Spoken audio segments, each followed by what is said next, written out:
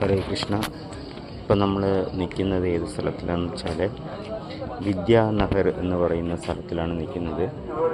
അതായത് നിത്യാനന്ദ പ്രഭു ജീവഗോസ്വാമിയുടെ അടുത്ത് വിദ്യാനഗറിനെ കുറിച്ച് പറയുന്നത്.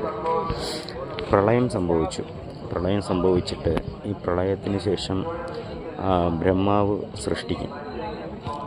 സൃഷ്ടിക്കാനായിട്ട് ബ്രഹ്മാവ് കണ്ണുകൾ കൊണ്ട് സൃഷ്ടിക്കാൻ വേണ്ടിയിട്ട് ബ്രഹ്മാവ് ഒരു പേടിയോടുകൂടി അത് സൃഷ്ടിക്കാൻ വേണ്ടി പോയപ്പോൾ ഭഗവാൻ ബ്രഹ്മാവിനെ സഹായിക്കാനായിട്ട് പ്രത്യക്ഷപ്പെട്ടു. പക്ഷെ ബ്രഹ്മാവിന് ആ സൃഷ്ടി നടത്തുന്ന അതേ സമയത്ത് എന്നുവെച്ചാൽ ബ്രഹ്മാവിൻ്റെ വാക്കുകൾ വരുന്നില്ല, ഭഗവാനെ ഗ്ലോറിഫൈ ചെയ്യാനായിട്ട് വാക്കുകൾ വരുന്നില്ല. അപ്പോൾ ബ്രഹ്മാവ് തുറന്നു. അപ്പോൾ ബ്രഹ്മാവ് ഇമ്മീഡിയറ്റായിട്ട് ഭഗവാൻ അത് മനസ്സിലാക്കിക്കൊണ്ട് ബ്രഹ്മാവിൻ്റെ നാവിൽ നിന്ന് സരസ്വതി ദേവി പ്രത്യക്ഷപ്പെട്ടു. സരസ്വതി ദേവിയുടെ അനുഗ്രഹത്തോടു കൂടി ബ്രഹ്മാവ് എന്ത് ചെയ്യിച്ചാൽ ഭഗവാനെ സ്തുതിച്ച് പാടും. അങ്ങനെ ആ ബ്രഹ്മാവിൻ്റെ കാരുണ്യം കൊണ്ട് വേദം നമുക്ക് കിട്ടി. അപ്പോൾ ബ്രഹ്മാവും ശിവനും എല്ലാം വിദ്യ തന്ന ഒരു സ്ഥലമാണ് ഈ വിദ്യാനഗർ എന്നറിയപ്പെടുന്നത്. അപ്പോൾ ഇവിടെ വെച്ചിട്ടാണ് ബ്രഹ്മാവ് സൃഷ്ടി നടത്തുന്നതും രണ്ടാമത് പ്രളയത്തിന് ശേഷം അടുത്ത സൃഷ്ടി നടത്തുന്നതും. വാൽമീകി മുനി, അതായത് രത്നാകരന് വാൽമീകി രാമായണം എഴുതിയത് ഇവിടെ വെച്ചിട്ടാണ്. ധന്വന്തരി മൂർത്തി ആയുർവേദം സൃഷ്ടിക്കുന്നത് ഇവിടെ വെച്ചിട്ടാണ്. കപിലമുനി സാങ്ഖ്യയോഗം രചിക്കുന്നത് ഇവിടെ വെച്ചിട്ടാണ്. ഇങ്ങനെ ഒരുപാട് വേദങ്ങളെല്ലാം നടക്കുന്ന ഒരു സ്ഥലമാണ്. അതുകൊണ്ടാണ് ഇത് വിദ്യാനഗർ എന്നറിയപ്പെടുന്നത് ഈ സ്ഥലത്തിന്. അപ്പോൾ ഈ ലീലയെക്കുറിച്ച് ജീവഗോസ്വാമിക്ക് പറയുന്നുണ്ട്. അപ്പോൾ ഈ ഒരു സ്ഥലത്തിൽ ചൈതന്യ മഹാപ്രഭുയുടെ സ്കൂളിംഗ്, അതായത് അദ്ദേഹം സ്കൂളിൽ പഠിക്കുന്ന കാലത്തുള്ള ലീലകളെല്ലാം നടന്നിട്ടുള്ള ഒരു സ്ഥലമാണ്. സാർവഭൗമ ഭട്ടാചാര്യക്ക് ആക്ച്വലി സാർവഭൗമ ഭട്ടാചാര്യ ആരാണെന്ന് ചോദിച്ചു കഴിഞ്ഞാൽ ബൃഹസ്പതിയായിരുന്നു. അപ്പോൾ ബൃഹസ്പതിയാണ് ചൈതന്യ മഹാപ്രഭുവിൻ്റെ ലീലയിൽ പങ്കെടുക്കണം എന്ന് പറഞ്ഞിട്ട് സാർവഭൗമ ഭട്ടാചാര്യ ടീച്ചറായിട്ട്, അവരും ദേവഗുരുവായിരുന്നാലും ബൃഹസ്പതി ദേവഗുരുവാണ്. അപ്പോൾ ഈ ബൃഹസ്പതിക്ക് ഇന്ദ്രൻ റെസ്പെക്റ്റ് ഇല്ലാതെ ഒരു പ്രാവശ്യം നടത്തും. അതുകൊണ്ട് അതേ സമയത്ത് ഇങ്ങനെ ഒരു ന്യൂസ് സാർവഭൗമ ഭട്ടാചാര്യ കേൾക്കും. അപ്പോൾ ഭഗവാൻ ഗൗരംഗനായിട്ട് നവദ്വീപിലെ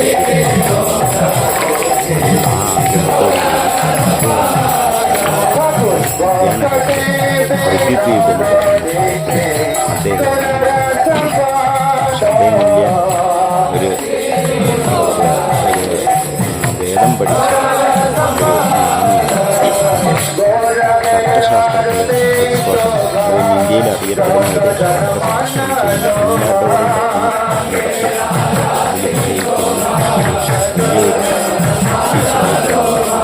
അദ്ദേഹത്തിന് ഒത്തിരി സ്റ്റുഡൻസ്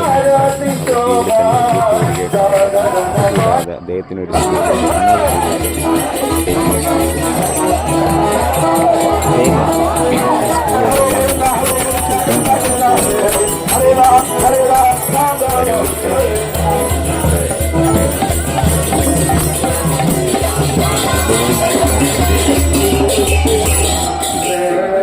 സാധാരണഗതിയിൽ നോട്ടുകളൊന്നും എടുക്കാൻ സമ്മതിക്കില്ല. ഒരു കാര്യം പഠിപ്പിക്കുമ്പോൾ നോട്ട് എടുത്തിട്ട് അത് പഠിക്കും.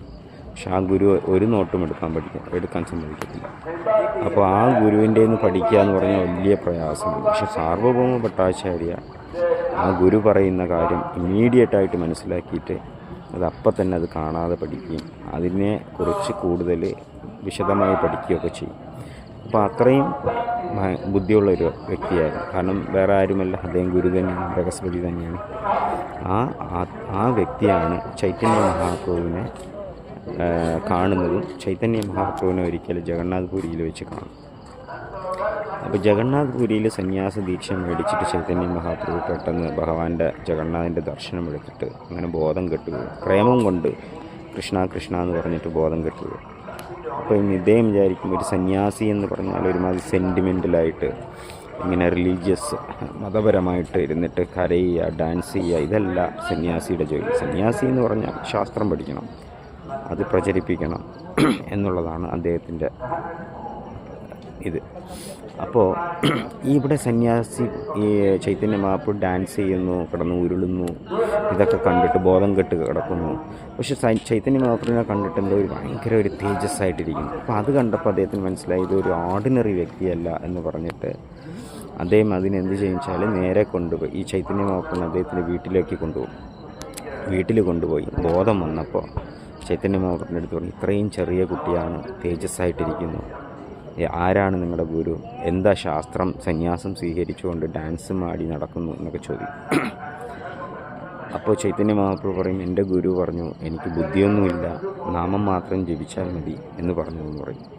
ഞാൻ പഠിപ്പിച്ചു തരാമെന്ന് പറഞ്ഞ് 7 ദിവസം ചൈതന്യ മഹാപ്രഭുവിനെ സാർവഭൗമ ഭട്ടാചാര്യ അദ്ദേഹത്തിൻ്റെ വീട്ടിൽ വെച്ച് ഉപദേശങ്ങൾ വേദങ്ങൾ പഠിപ്പിക്കും.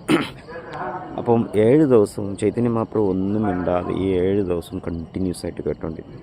അപ്പോൾ 7ാമത്തെ ദിവസമാകുമ്പോൾ സാർവഭൗമ ഭട്ടാചാര്യനൊരു സംശയമുണ്ടാകും, അദ്ദേഹത്തിന് എന്തെങ്കിലും മനസ്സിലാകുന്നുണ്ടോ എന്ന് പറഞ്ഞിട്ട് അദ്ദേഹത്തിൻ്റെ ഞാൻ പറയുന്നത് എന്തെങ്കിലും മനസ്സിലായോ, എന്താണ് ഒന്നും ചോദിക്കാത്തത്, സംശയങ്ങളൊന്നും ചോദിക്കാതെ വെറുതെ ഇരിക്കുന്നു എന്ന് പറയും. അപ്പോൾ ഇദ്ദേഹം ചൈതന്യ മഹാപ്രഭു ഉടനെ പറയും, എനിക്ക് അങ്ങ് പറയുന്ന വ്യാഖ്യാനങ്ങളൊക്കെ മനസ്സിലായി, വേദാന്ത സൂത്രങ്ങൾ മനസ്സിലായി, പക്ഷേ എനിക്ക് അങ്ങ് പറയുന്ന എക്സ്പ്ലനേഷൻ, അതായത് സൂത്രം മനസ്സിലായി, വ്യാഖ്യാനം മനസ്സിലായില്ല എന്ന് പറയും.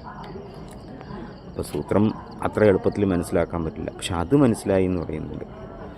എന്നിട്ട് ചൈതന്യ മഹാപ്രഭു തന്നെ അപ്പോൾ അദ്ദേഹം പറയും, അങ്ങനെയാണെങ്കിൽ ആ സൂത്രം എന്താണെന്നൊന്ന് പറയാമോ എന്ന് പറയുമ്പോൾ ചൈതന്യ മഹാപ്രഭു സാധാരണ ശങ്കരാചാര്യരുടെയൊക്കെ മായാവാദിയൊക്കെ എടുത്തിട്ടായിരിക്കും പറയുന്നത്. പക്ഷേ ചൈതന്യ മഹാപ്രഭു അതിനെ ഒന്നും തൊടാതെ സ്വന്തം വ്യാഖ്യാനം, സ്വന്തമായിട്ട് ആ സൂത്രം കറക്റ്റായിട്ട് കൃത്യമായിട്ടത് പറഞ്ഞു കൊടുക്കും തിരിച്ച്.